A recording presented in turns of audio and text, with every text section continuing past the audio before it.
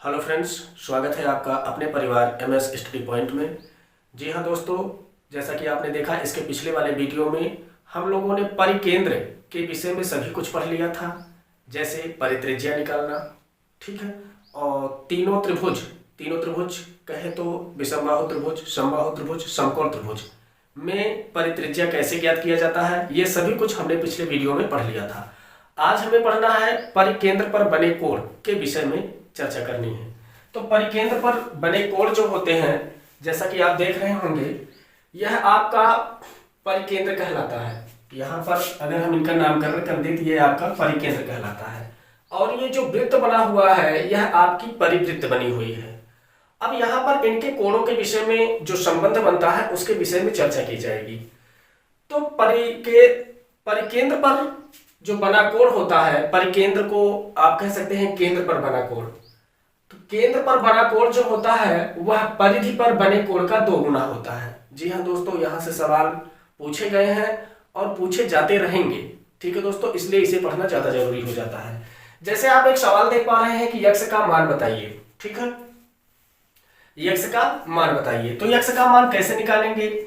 यहाँ पर आप देख रहे हैं कि ये जो है यह आपका केंद्र पर बना कोण है। केंद्र का मतलब परिकेंद्र आप कह सकते हैं, ठीक है। और ये जो आपका यक्ष है ये आपका परिधि पर बना कोण है। क्यों? क्योंकि यह आपका केंद्र है, इसलिए केंद्र पर बना कोण कहलाएगा। और ये आपकी परिधि कहलाती है, ये परिधि पर बने कोण कहलाएगी। तो जब केंद्र पर बना कोण और परिधि पर बने कोण की चर्चा की जाए तो उसका एक ही फार्मूला होता है, क्या? कि केंद्र पर बना कोण परिधि पर बने कोण का 2 गुना होता है, ठीक है दोस्तों। चलिए देखते हैं। आप देख रहे हैं जो केंद्र पर बना कोण है, केंद्र पर कोण, केंद्र का जो कोण है वह आपका 80 अंश है। और हमसे परिधि का कोण पूछा जा रहा है। क्या? परिधि पर बने कोण, आप कह सकते हैं परिधि का कोण आपसे पूछा जा रहा है, जो कि x माना गया है।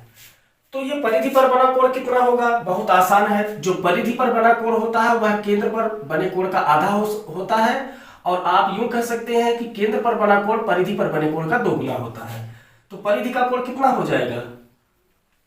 परिधि का जो कोण होता है वह केंद्र के कोण का आधा होता है। आप कह सकते हैं 1/2। केंद्र पर बना कोण आपका 80 है, तो इनको कैंसिल कराएंगे, ये आपका आ जाएगा 40 अंश। तो इनका आंसर क्या निकल कर आया? 40 अंश, ठीक है दोस्तों। इसको तो आप समझ ही गए होंगे। चलिए इसी आधार पर कोई दूसरा सवाल यहाँ पर लेते हैं। जैसे मान लेते हैं कोई ये वृत्त है, परिवृत्त, और यहाँ पर जो आपका केंद्र पर बना कोण है इसको हम मान लेते हैं x, और वृत्त पर परिधि पर बना कोण हम मान लेते हैं आपका 30 अंश।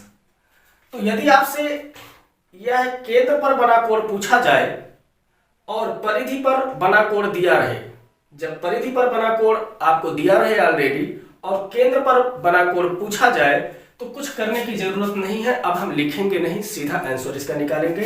जो केंद्र पर बना कोण होता है ये परिधि पर बने कोण का 2 गुना होता है। आप कह सकते हैं इनका 2 गुना यहाँ होता है। तो 2 गुना अर्थात x बराबर 30 का अगर आप 2 गुना करना चाहेंगे तो 30 गुना क्या हो जाता है? 60 अंश। तो आप कह सकते हैं कि जो केंद्र पर बना कोण होता है वह परिधि पर अर्थात 30 अंश का 2 गुना होगा, 60 अंश हो जाएगा। तो इस प्रकार से आपने देखा कि केंद्र पर बना कोण और परिधि पर बने कोण का संबंध, ठीक, ये 2 गुना और आधे का संबंध होता है। चलिए अब इसी आधार पर कुछ हम दूसरे सवाल को लेकर उपस्थित होते हैं। तो चलिए दोस्त, इसके अगले सवाल पर हम चलते हैं। इस बार आप देख रहे हैं कि यहाँ पर 30 अंश दिया गया है और यहाँ पर 30 अंश दिया गया है, यहाँ का मान पूछा जा रहा है। और आप ये भी देख रहे हैं कि ये केंद्र पर बना कोण है और ये परिधि पर बना कोण है। और एक चीज और देखना होता है, जो परिधि पर बना कोण है और केंद्र पर बना कोण है वह एक ही आधार पर है।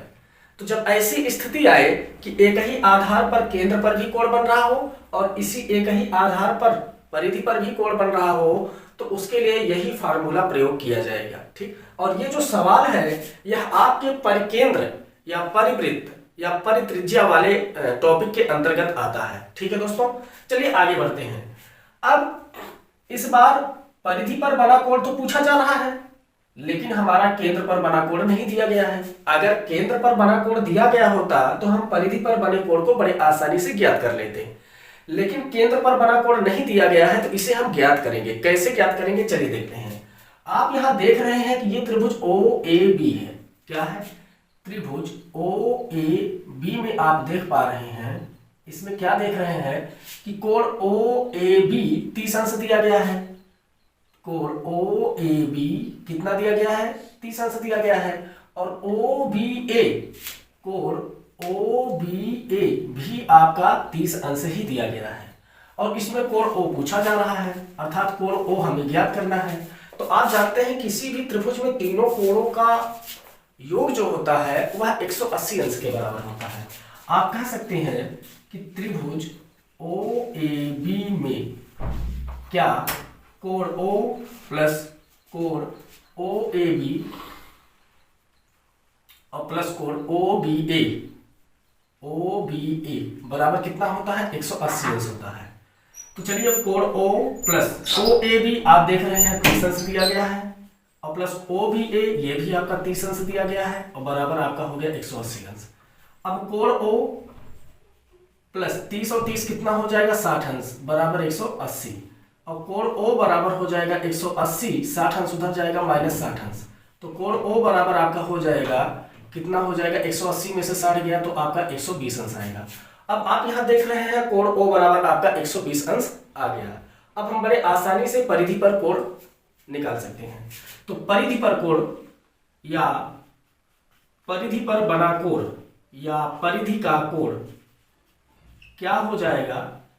केंद्र पर बने कोण का, केंद्र पर बने कोण का क्या हो जाएगा? आधा हो जाएगा। तो आधा गुणे केंद्र पर बना कोण आपका O है जो कि 120 अंश दिया है, इसे कैंसिल कराएंगे तो आपका आ जाएगा 60। तो आप कह सकते हैं इनका आंसर आपका क्या बन जाएगा? 60 अंश बन जाएगा। ठीक है दोस्तों, आई होप ये सवाल आपको समझ में आया होगा। और हाँ, ये भी हम आपको बता दें, इसी प्रकार से कभी क्या होगा, परिधि पर बना कोण पूछेगा तो केंद्र पर बना कोण दिया रहेगा, और केंद्र पर बना कोण पूछेगा तो परिधि का दिया रहेगा। और कभी कभी ऐसे सवाल पूछे जाएंगे ना तो परिधि पर बना कोण आपके पास रहेगा, ना तो केंद्र पर बना कोण आपके पास रहेगा। इधर उधर कुछ कोण दिए रहेंगे, बाकी कोण आपको ज्ञात करने पड़ सकते हैं। ठीक है दोस्त, तो इसमें कोई बहुत ज्यादा उलझने की जरूरत नहीं है, बहुत आसान टॉपिक है। आई होप ये आपको समझ में आया होगा। यदि नहीं समझ में आता है वीडियो को एक बार दो बार और देख लीजिएगा, और हाँ, इस पर प्रैक्टिस कर लीजिएगा, क्योंकि यह आपके यूपी टेट और सुपर टेट जैसे परीक्षाओं में यहाँ से एक सवाल जरूर पूछ लिए जाते हैं। तो चलिए दोस्त, यदि आप हमारे चैनल पर नए हैं तो चैनल को लाइक, सब्सक्राइब और शेयर करना बिल्कुल ना भूलिएगा। इन्हीं बातों के साथ आपको धन्यवाद।